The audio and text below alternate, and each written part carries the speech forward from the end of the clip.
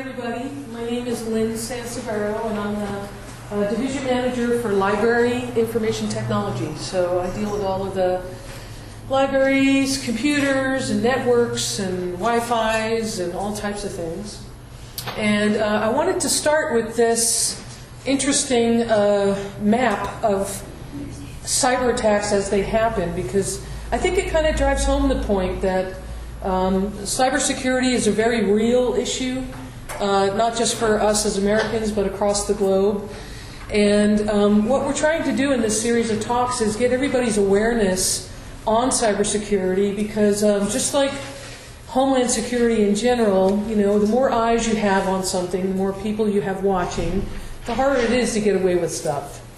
And there's very real cost to people like us, just regular people, when we do suffer at the hands of some kind of computer malfeasance.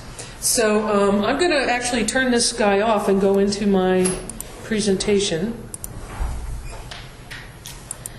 So I'm calling this a family presentation, but excuse me, rest assured, it's for anybody who wants to learn more about this issue. What I'm going to be focusing on today is primarily how to keep parents and educators, how to keep kids safe online. But the same rules apply to adults. They apply to everybody who happens to be online and use computers in today's world. So Stop.Think.Connect was created by President Obama.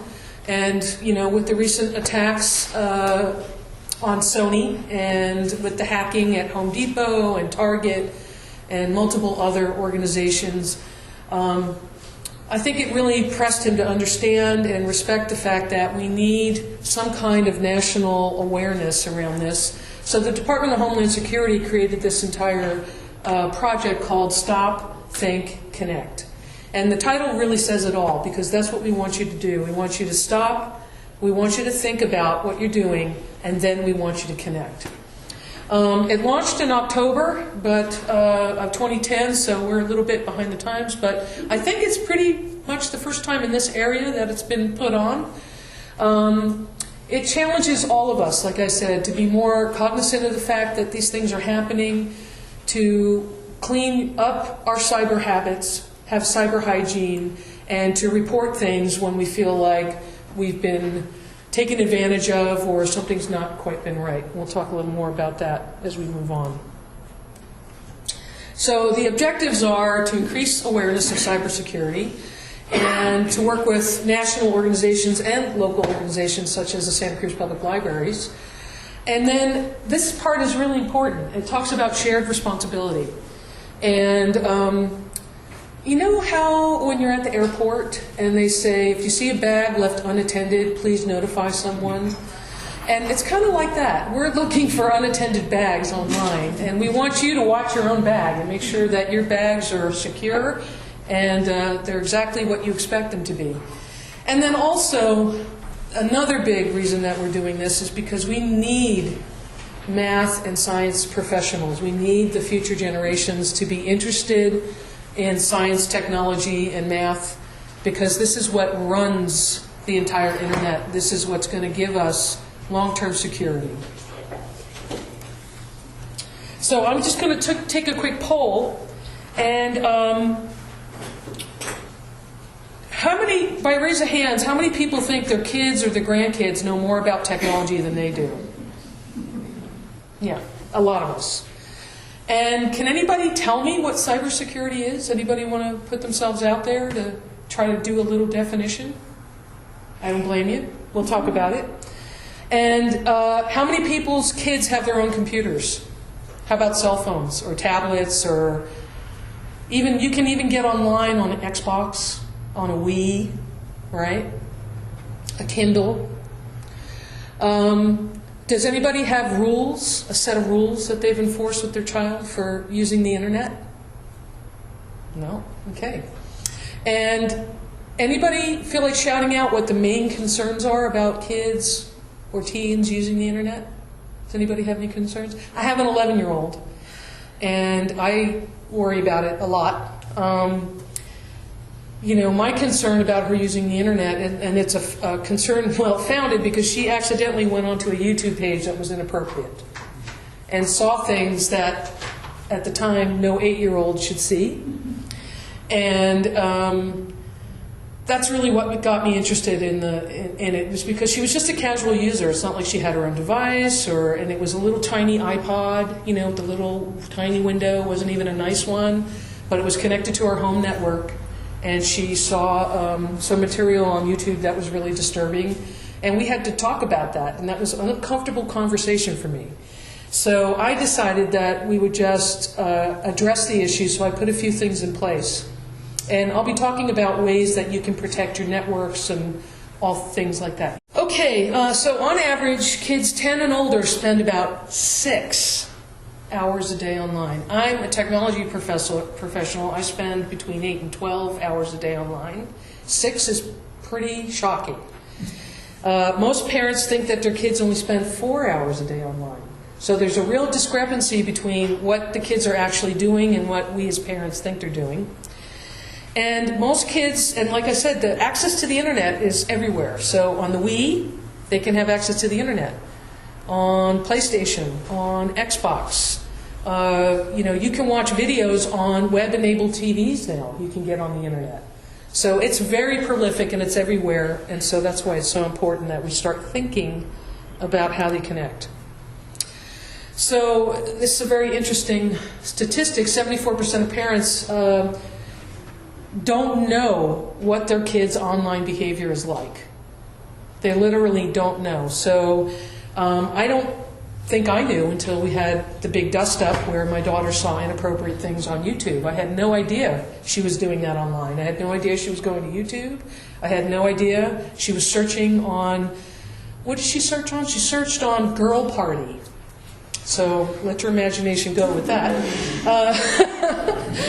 But it's really important that we talk to our kids, because this study done by McAfee really pointed out an interesting thing, that the kids would change their online behavior if their parents only talked to them about it.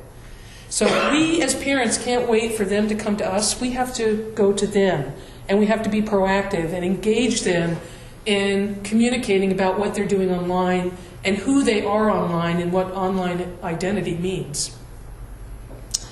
So I say this thing to my daughter all the time, and I think it drives her nuts. I say it, forget it, write it, regret it. And basically what I'm trying to tell her, in my mommy kind of way, is that when you put things online and you post things online, it's there forever. I don't care if you delete it. I don't care if it was up for 10 seconds. Someone will find that information. And so it's a matter of credibility and reputation. So we need to be talking to our kids about what kind of reputation they want to have and what kind of credibility they want to have. And that's a conversation we can start as soon as kids go online. I see kids all the time who are like 3 years old and they're at the restaurant, on the iPad. So we have to talk with our kids, especially teens, because those are very rough years for them, about the importance of creating and maintaining a really positive reputation and online identity. And then another thing to look out for is changes in behavior. My daughter didn't tell me right away that she had gone to this terrible website. We found out because she was acting really weird. Her and her friend were all and it was after a lot of pressing that they finally came clean and said, okay, we were accidentally looking up this and this came up. And so, of course, it was a neighbor kid, so I had to get the neighbor mom to come over, and we had to have this big powwow about it. And so it's best just to start the conversation early so that your kids know what to look out for. And then also, you want to look at what types of pages your kids are viewing online. What are they doing online? And you want to look at the site yourself. Don't just take their word for it. Say, hey, honey, the kid's online. What are you looking at there? Can I see? And if we take more of, it used to, 20 years ago when I started in IT, it was very punitive, like, oh, we're going to shut it down, and, you have to tell me what you're doing, and, give me that device. I want to see what web pages you've been in. And then, of course, the kids learned how to clear their browser cache, so you couldn't look, right? And they're always kind of one step ahead of us, so it doesn't really work to take that approach. The new research and the new school of thought is that we have to take kind of a peer approach to it and say, hey, I noticed that you're going online a lot at night. Why don't you tell me what you're doing online? Why don't you tell me what sites you're visiting? Why don't you tell me, what you like to do online? And so it's more of a conversation, and it's less of an edict, a top-down thing. Kids respond a lot better to that, and you'll get a lot more information from them with that kind of approach. Cyber ethics, predators, and bullies. So cyber ethics, it helps us understand what type of online behavior is right and wrong. Just like we teach our kids, you say please and thank you. You don't pick your nose in public. You wash your hands when you leave the bathroom. You say excuse me if you bump into someone. That kind of ethical behavior, that's just kind of normative societal behavior, we need to establish that for our kids in an online situation.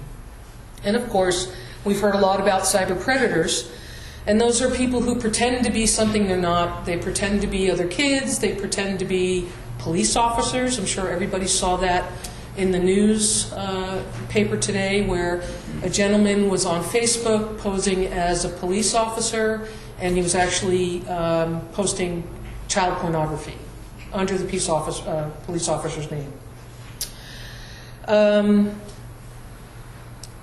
This is really kind of frightening to me, but 50% of sexual exploitation victims are between the age of 12 and 15. What happens to a 12 to 15-year-old? Think about what they're going through, the changes that are happening to little girls and little boys as they mature. Their bodies are changing, their identities are changing. They're trying to figure out who they are and who they want to be. They're trying to fit in. It's a very tender age, and you could see why predators would target that age group, because it's an easy age group to target because they are just burgeoning adults. And 7 in 10 young people are victims of cyberbullying, with a staggering 37% experiencing cyberbullying on a regular basis.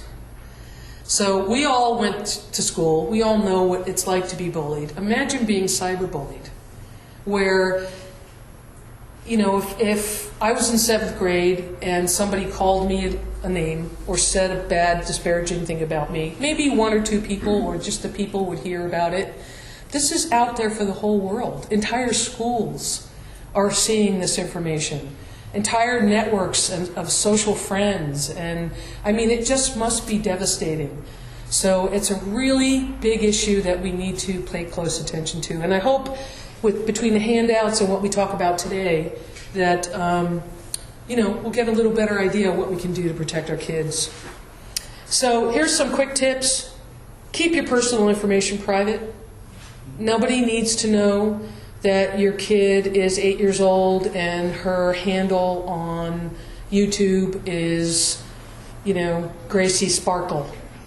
You know what I mean? Think twice before you post anything online. Once it's in cyberspace, it's there forever. I don't care if you delete it.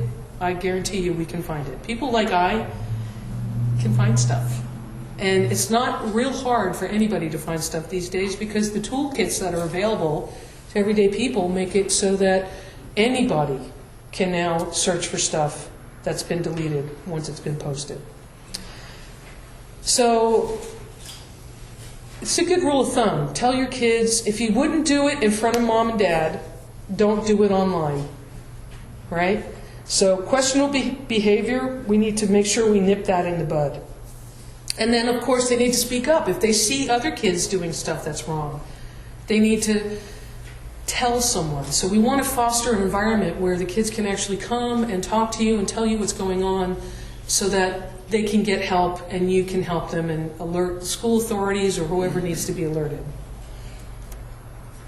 So identity theft. Believe it or not, kids' identities get stolen at a very staggering pace.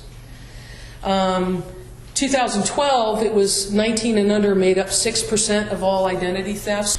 Identity theft. So for my child, I have identity theft protection for her through a certain company. So it monitors her name, her birth date, her social security number, her address, and if anybody tries to open credit or do anything untoward with her social and her date of birth and her information, it alerts me via text message.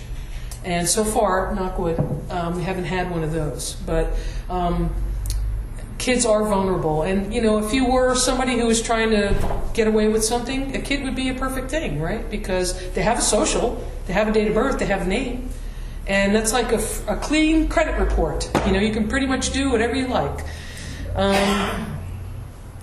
So, and then here we go, 56% of cases reporting misuse of social security number are for kids.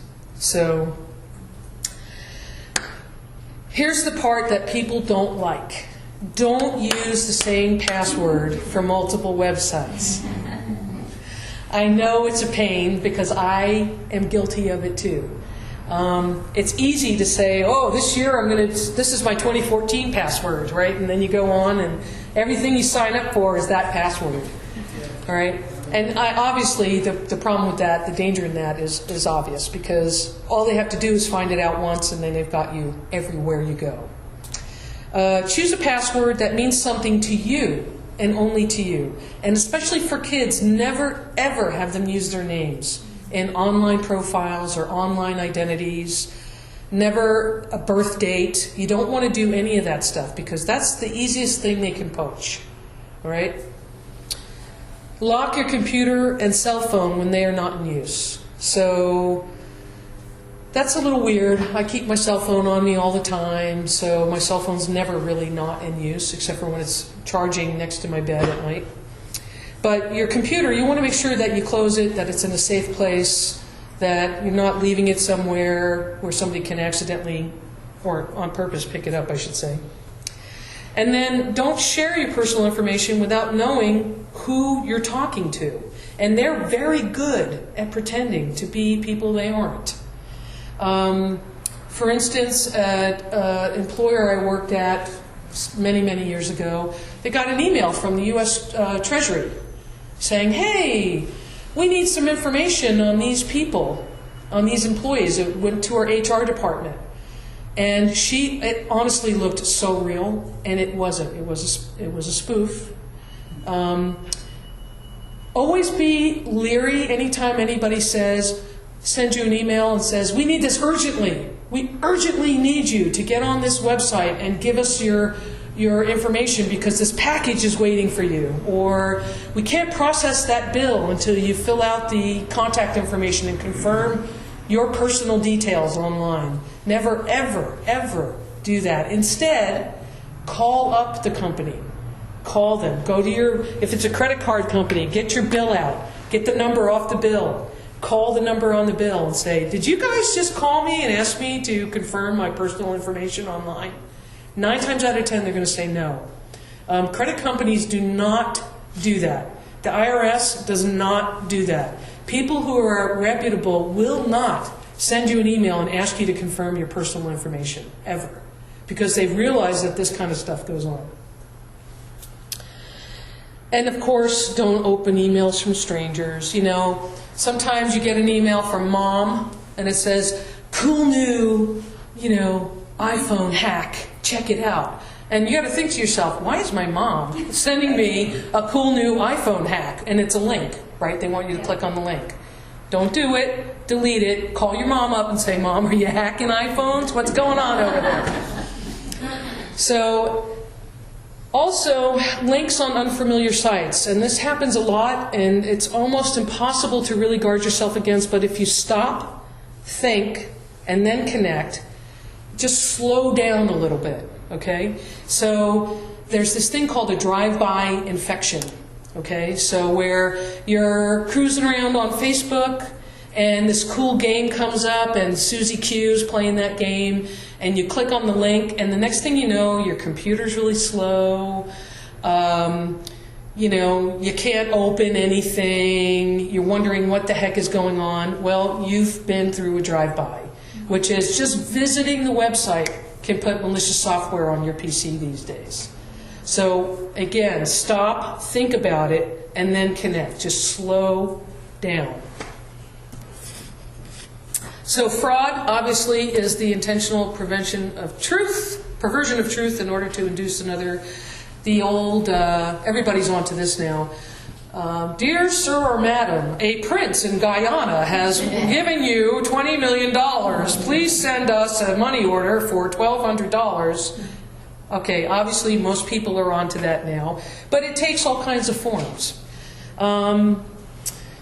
Phishing is also a scam in which a user is duped into revealing personal or confidential information, like, hey, this is Citibank, send us your we need to confirm your personal details. So the study shows that 30% of teens have admitted to meeting someone online who claimed to be someone they were not. Chat rooms, Facebook, Twitter, Instagram, all of those. People routinely pretend to be youngsters and they're grown adults trying to take advantage. 1 in 40 reported cases of identity theft for adolescents. As again, tips, most universities, banks, companies, reputable organizations will not ever ask you to fill something out online with your personal information. Don't enter emails from strangers. And then always enter web addresses by hand instead of following links. Does everybody get what that means? So you know how sometimes they'll be like, hey, here's a link to a really great YouTube video. So let's say you're being a good cyber citizen and you call up your friend and say, did you just send me a link to a video on YouTube? And they go, yeah, that was me. And you go, cool, it must be good, right? And you click on the link. Next thing you know, boom, the link may be bad. It may be a drive-by infection. So rather than type in the link, you could go onto YouTube yourself and type in what you wanted to look for in the first place. And it'll take you to the same place, but it'll save you from maybe touching a link that's bad. Like I said, just slowing down a little bit, stopping, thinking about it, and connecting. It's kind of like you open the door to your home and you say, okay, everybody in the whole wide world. The web is the whole wide world, folks. Everybody who has a computer is online. Come on in. It's okay. It's okay. I don't care what kind of baggage you have. It's okay. Come on in. And that's kind of what we're doing by getting on the internet. So just like you would take precautions to protect your home and your family in the physical world, we need to take precautions to protect each other. That's why we have to be preventative. That's our only defense, honestly. We cannot hunt them down and track them down and find out who does it. People attack the library website all the time. We don't even waste our time trying to find out why or who. We just try to build up our defenses so that they can't get through. And that's what you guys need to do on your own internet-enabled devices, is make sure that you're hardening yourself against attack. And part of that is just using your wits, just having your wits about you.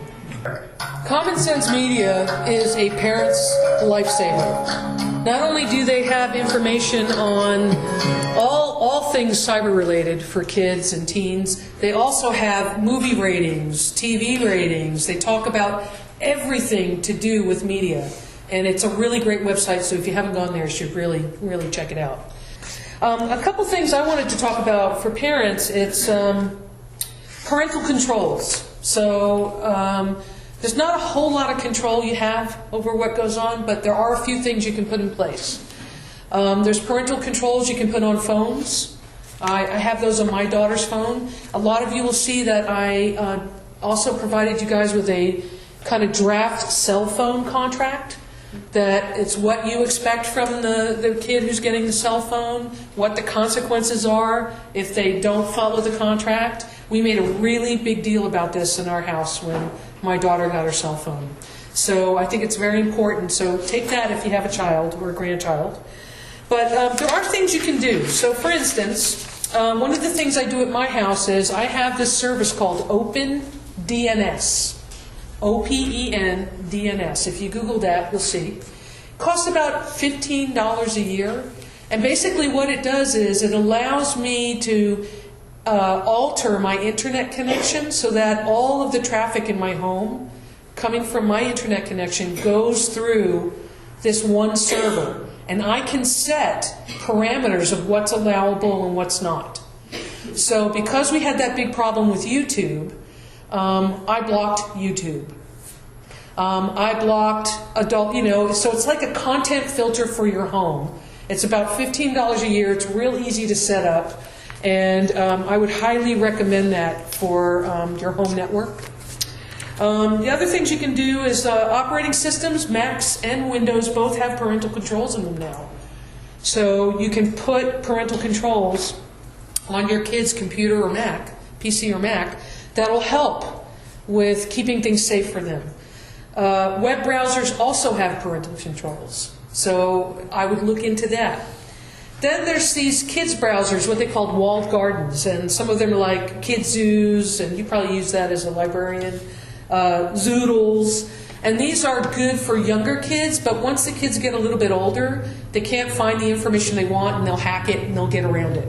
So some things are only good for little kids. The OpenDNS, though, works for everybody. So even Mama can't get to YouTube. So, and then there's computer software controls that kind of are expensive, and then you buy it as a big upfront commitment.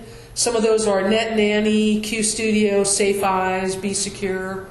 So you pay like, $59.99 for that, and then you have to pay a yearly subscription. And basically, it watches what your kid does online on a PC. For my daughter's cell phone, I pay $5.99 extra a month. I have an AT&T contract, and I have parental controls on my daughter's phone that AT&T puts out, so that I limit how much texting she can do, the hours she can text on the phone.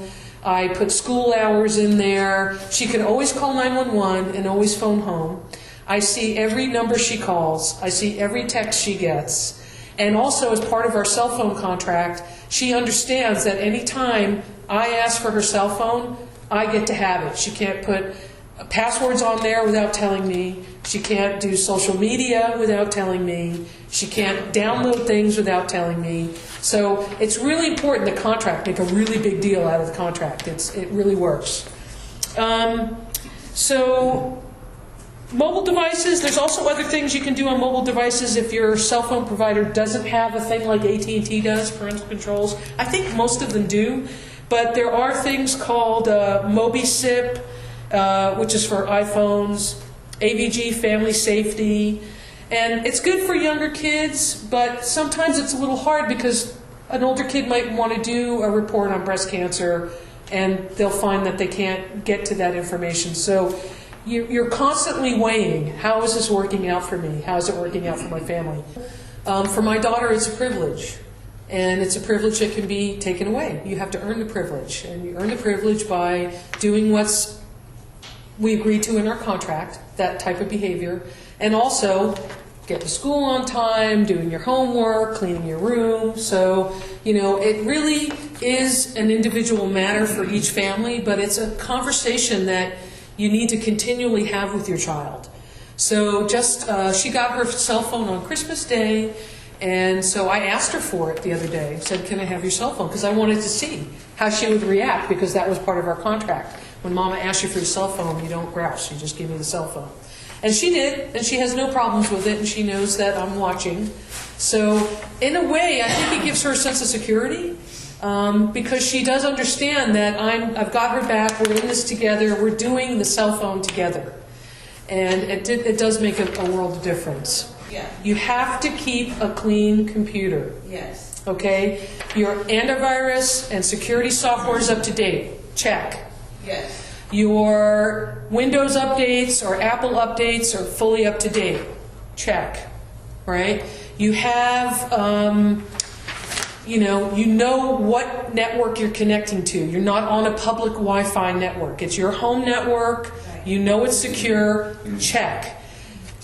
That limits your exposure. So what you're trying to do is limit your exposure to something bad happening.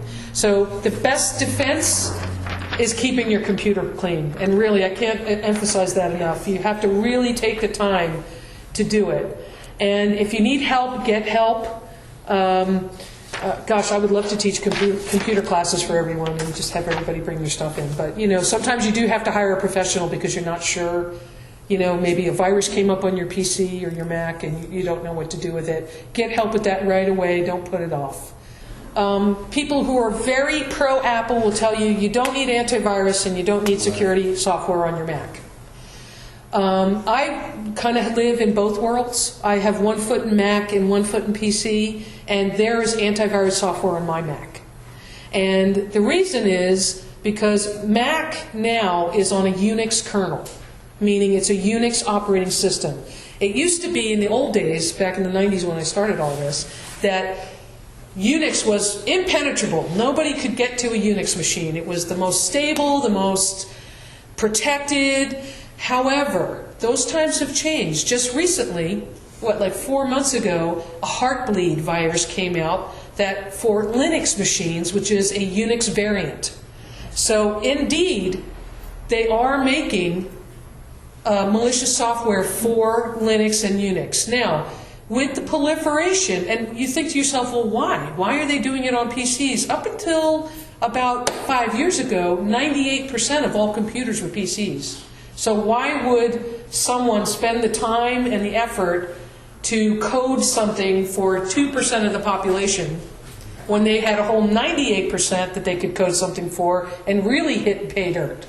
But now, with the proliferation of Macs and the availability of Macs and more people using Macs, the scales are kind of tipping. So I would recommend to put antivirus security and on your Mac. I mean, it can't hurt, you know?